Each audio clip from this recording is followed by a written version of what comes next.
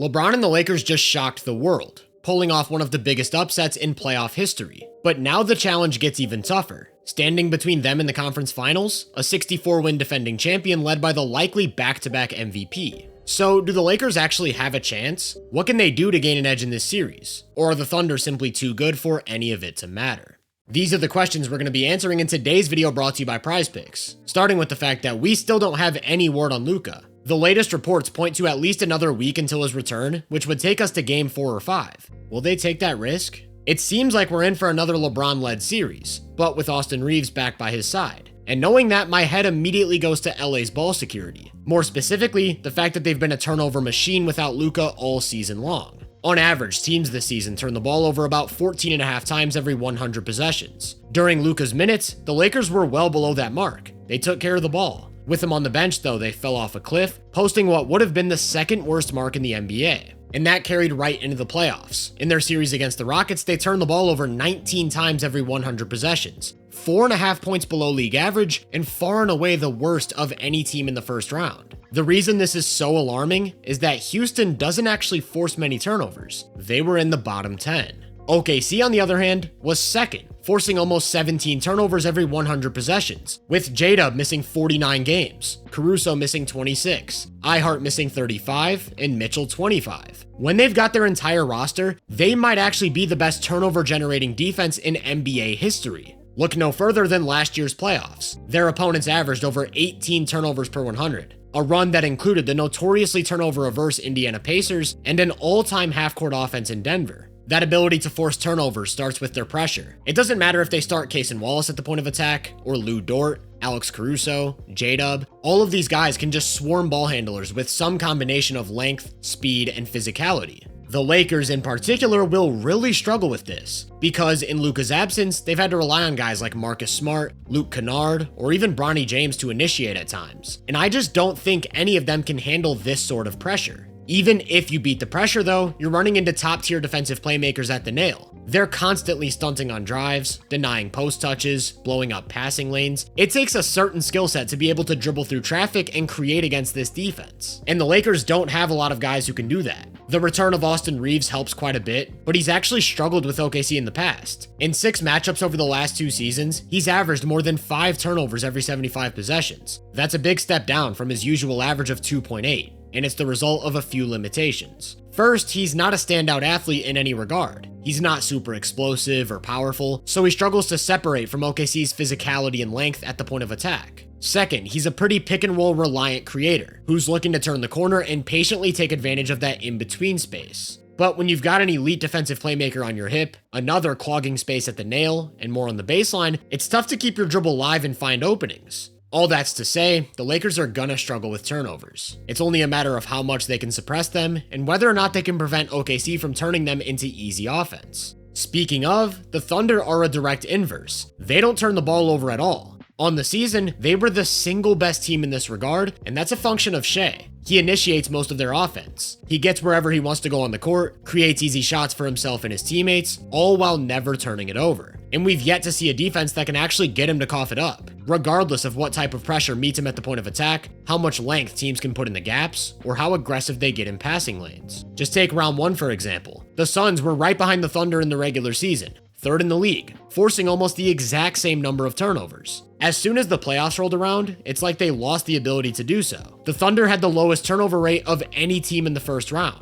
Granted, the Suns didn't have their best defensive playmaker, Jordan Goodwin, but it was clear that no matter how much they tried to clog Shai's space, he could navigate it and get the ball where it needed to go. This unique ability to handle the ball all game and never lose it extends into OKC's defense. They never have to worry about scrambling to get back in transition, so they're always set. Here's a look at every team's transition defense this season. From left to right is how often teams get out and run against you, and from top to bottom is how efficient they are. The Lakers were about average. The Thunder were a complete outlier. They were first in both frequency and points per possession. Think about how that relates to this series. The Lakers are about an average team when it comes to forcing turnovers, and they're a below average transition offense. OKC is arguably the best team at forcing turnovers, kickstarting fast breaks, and they're the best team at taking care of the ball, helping them set their #1 transition defense. These are 2 margins that the Thunder are going to absolutely dominate in this series: the turnover differential and the transition scoring battle. It might be so extreme that they gain a 10 to 15 point advantage in these categories alone. In other words, the only way the Lakers win this series is if they convincingly win the half-court shooting battle. But how do you do that without Luka Doncic?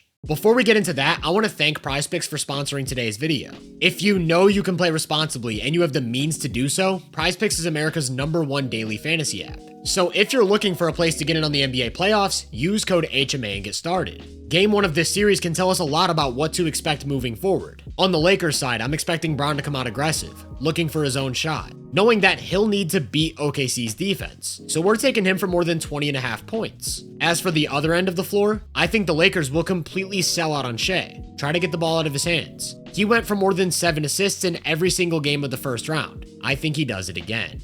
It's that easy. Find the stat you want, pick more or less, and you've got your lineup. If you sign up for PrizePicks with code HMA and play $5, you get $50 in lineups instantly. So either download the app or click the link in the description below to get started, and let me hear your picks down in the comments. In Luka's absence, the Lakers reinvented their offense. Everything structured around finding Bron a mismatch to attack. That could mean starting him away from the ball and running him off a screen. It could also mean starting him at the point and setting a ball screen. Usually, he's looking for a smaller defender to take to the post. Once he's got his back to the basket against a mismatch, he's a big-time threat to score, with the vision and anticipation to pick apart any sort of help. So, defenses want to avoid that challenge at the point of the action. Instead of giving up a switch, they'll try something like a hedge and recover, or a trap to get the ball out of his hands early. This works in LA's favor though, because they've got a few skilled decision makers who can score in a variety of ways. LeBron's quick to create those advantages, and they can capitalize. Because of that skill level across the board, you'll also see them reverse these actions and use Bron as a screener. He sets great screens, and even at 41, he's still very dangerous rolling into open space. So in those situations, 2 on the ball isn't an option.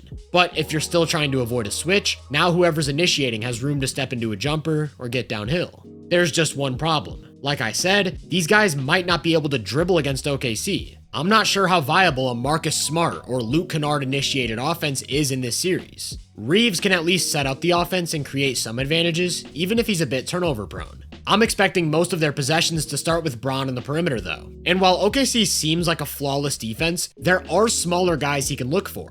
Cason Wallace, Shai, AJ Mitchell, and off the bench Isaiah Joe are all defenders that I think he'd want to post up.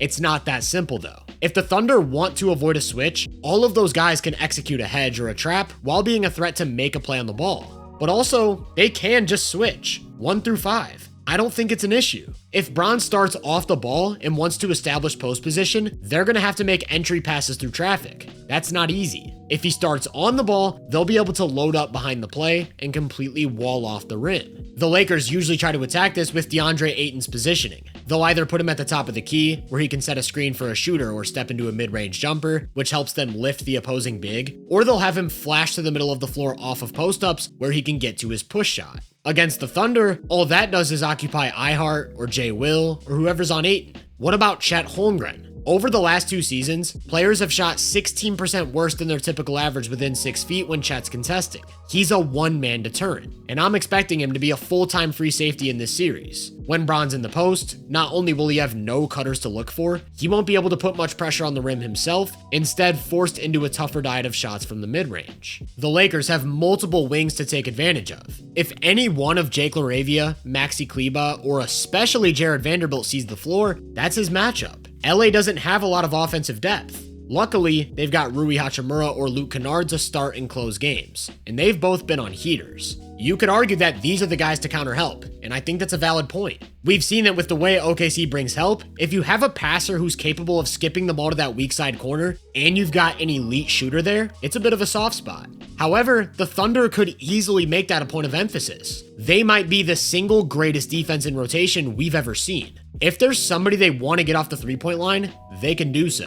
Guys like Kennard and Rui are likely going to be forced into situations where they have to beat closeouts, apply pressure inside the arc, and make sharp decisions. Can they do that consistently? And if so, can the Lakers hit enough shots to beat those rotations? Because the thing about a defense that's elite in rotation is that they can funnel shots exactly where they want them to go. Marcus Smart is a guy I look at and think that the Thunder are gonna make prove it. I wouldn't be surprised to see him take upwards of 8 threes a game. He's gonna have to capitalize. Really, the entire team does. I think their only chance of producing healthy offense in this series is with outlier three-point shooting, even if they shift their approach. Against Houston, instead of looking for a small every time, they mixed things up and had LeBron look for Şengün. If Şengün switched, they didn't want to leave him one-on-one, so they either came with aggressive help or even a hard double to get the ball out of his hands. I think OKC's perfectly fine with switching their bigs out. That's what they've done against him in the past. They don't have to if they don't want to, though. It's just a luxury. Because of Luka's absence, they can move around their matchups and put a guy like Lu Dort or Caruso on Bron. They're both physically stout enough to hang in the post or hold their ground against drives while staying glued to the ball around screens. So iHeart can drop,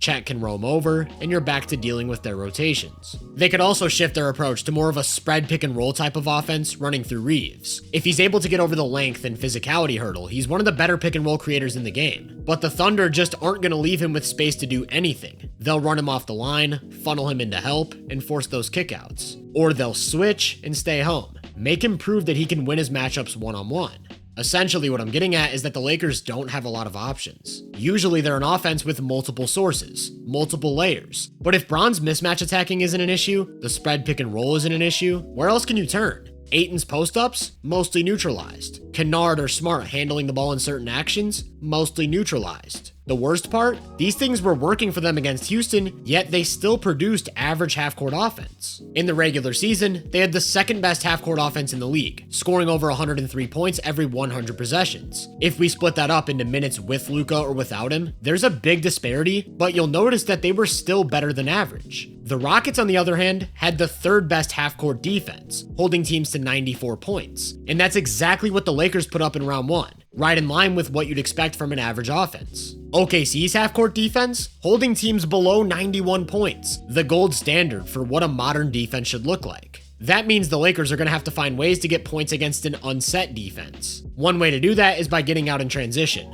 We've already established that's likely not going to happen. Another is by crashing the offensive glass, but they're not a good offensive rebounding team, so they'd have to commit multiple bodies to the glass, make a deliberate effort to crash. Can they do that while still getting back in transition on defense? It's not easy. My big takeaway is that in order to produce an above-average half-court offense in this series, they're going to need outlier mid-range shot making from both Bron and Reeves, as well as outlier three-point shooting across the board. Unless that happens, they're going to really struggle to score while turning the ball over. Their last hope might just be a lockdown half-court defense. OKC's offense is very Shai-centric. You know you aren't going to turn them over, so you have to find ways to make them miss shots. That starts with the head of the snake, who at this point is completely scheme-proof. I actually think Smart can do a pretty good job of applying pressure, holding his ground against bumps, and contesting with length. But Shai isn't ever bothered by one defender. It's the team that matters, and it feels like he's figured it all out. In round one, the Suns tried everything. A matchup zone, a 3-2 zone,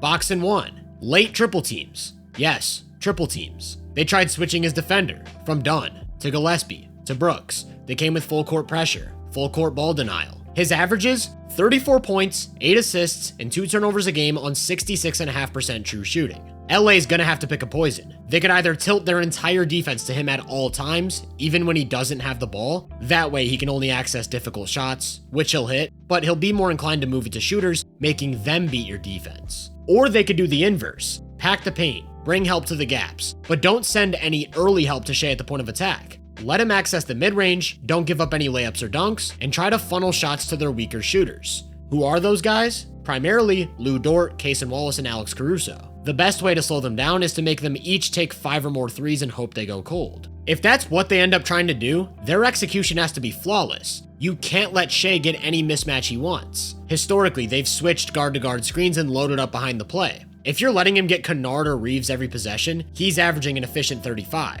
Against pick and roll with a big, you have to mix it up. Some high drop, maybe some hedging, an occasional switch. Trust your weak side defenders to come over and protect the paint, then rotate out of it. Rotations have to be on point though. As soon as a guy like Jalen Williams or AJ Mitchell catches the ball on the second side with an advantage to attack, that's how they completely break you down and get layups or dunks. I think LA's front court size can really help them in these spots. They should be able to prevent Chet or iHeart from getting clean looks in the paint, and post-ups shouldn't be much of an issue. Also, they should control the defensive glass. What they don't have is length or speed on the perimeter. OKC can move the ball faster than they can rotate. They're gonna get open shots. If you're the Lakers, you're just banking on them going cold.